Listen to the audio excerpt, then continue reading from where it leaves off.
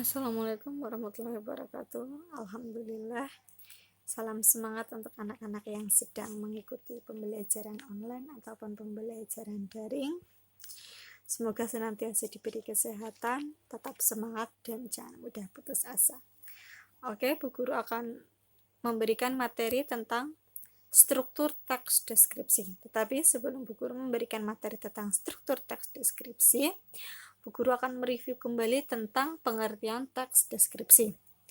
Oke, pengertian teks deskripsi yaitu teks deskripsi merupakan karangan yang menggambarkan suatu objek dengan tujuan agar pembaca merasakan seolah-olah melihat sendiri objek yang digambarkan pada teks tersebut. Misalnya saja, Bu Guru belum pernah pergi ke pantai Parangtritis yang berada di Yogyakarta. Kemudian Bu Guru membaca teks deskripsi tentang pantai Parangtritis, kemudian Bu Guru seolah-olah itu ikut merasakan tentang keindahan pantainya, deburan ombaknya, suasana ramainya di pantai Parangtritis. Jadi seolah-olah Bu Guru itu sudah pernah pergi ke pantai Parangtritis, padahal belum. Jadi seolah-olah kita sudah pernah melihat, tetapi gara-gara kita membaca teks deskripsi tentang pantai Parangtritis. Oke, lanjut ke struktur bagian teks deskripsi itu terbagi menjadi 3, yaitu ada identifikasi, ada deskripsi bagian, dan yang terakhir ada penutup. Kita lanjut, identifikasi. Yang pertama ada identifikasi. Diperhatikan ya LKS-nya ya. Identifikasi biasanya merupakan paragraf yang berada di awal sebuah teks ya. Identifikasi itu berisi tentang gambaran umum mengenai objek yang akan disampaikan atau yang akan dideskripsikan. Biasanya berisi tentang lokasi tempat yang akan dideskripsikan atau sejarah lahirnya tempat yang akan dideskripsikan ya. Terus kemudian ada deskripsi bagian. Deskripsi bagian yaitu berisi perincian objek berdasarkan tanggapan subjektif penulis. Biasanya perincian itu dapat berisi apa yang dilihat seperti bagian-bagiannya, komposisi warnanya, apa yang didengar, dan apa yang dirasakan. Pada deskripsi bagian ini, penulis itu benar-benar mencurahkan apa yang penulis itu lihat, rasakan, dan didengar ke dalam sebuah teks deskripsi. Misalnya saja, penulis itu sudah pernah pergi ke pantai Parangtritis.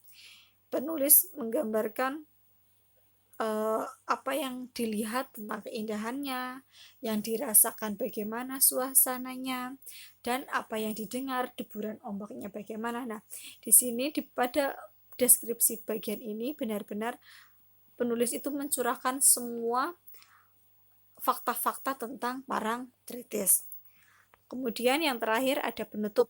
Penutup itu berisi kesan umum mengenai suatu objek. Jadi misalnya penulis itu menggambarkan teks deskripsi pantai Parangtritis, kesan umumnya mungkin pantainya yang menakjubkan, terus kita diajak untuk melestarikan, menjaga pantai Parangtritis tersebut ya. Oke, kita review lagi. Ada dawet ayu khas Banjarnegara, diperhatikan LKS halaman 6. Itu ada gambaran umum objek, rincian objek, dan kesan umum. Terus ada identifikasi, deskripsi bagian, dan penutup. Oke, pada identifikasi berisi tentang gambaran umum suatu objek. Minuman tradisional asli dari Kabupaten Banjarnegara, Provinsi Jawa Tengah yang sudah sangat terkenal yaitu dawet ayu. Dawet ayu bukan hanya cantik tampilannya karena banyak warna, tetapi juga karena rasanya yang sangat nikmat. Dawet ayu dapat Anda sajikan menjadi es dawet ayu ataupun dawet ayu yang hangat tanpa es. Es dawet ayu sangat cocok Anda nikmati saat siang hari sebagai penghilang dahaga yang segar ketika terik matahari mulai memanasi bumi ini. Di sini sudah sangat terlihat jelas tentang gambaran umumnya, yaitu Identifikasinya tadi Bu Guru sudah jelaskan, biasanya berisi tentang lokasi objek yang akan dideskripsikan. Di sini dawet ayu itu sudah menjadi minuman khas yang berada di Kabupaten Banjarnegara, Provinsi Jawa Tengah.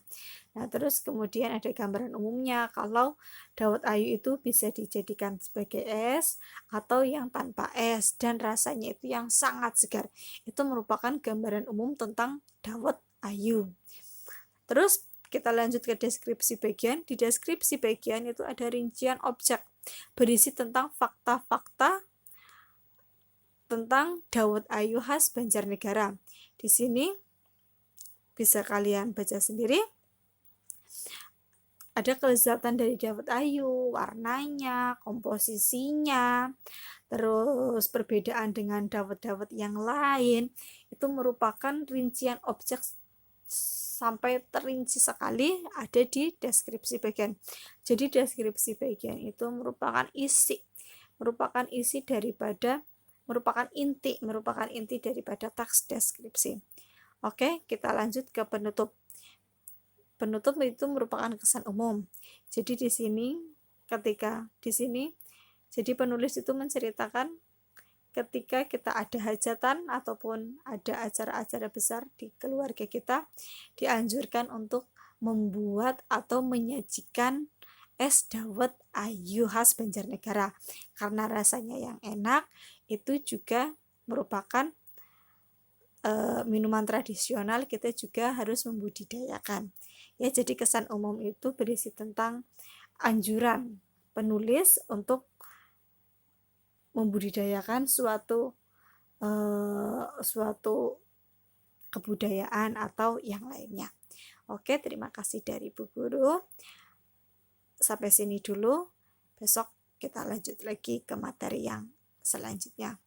Wassalamualaikum warahmatullahi wabarakatuh.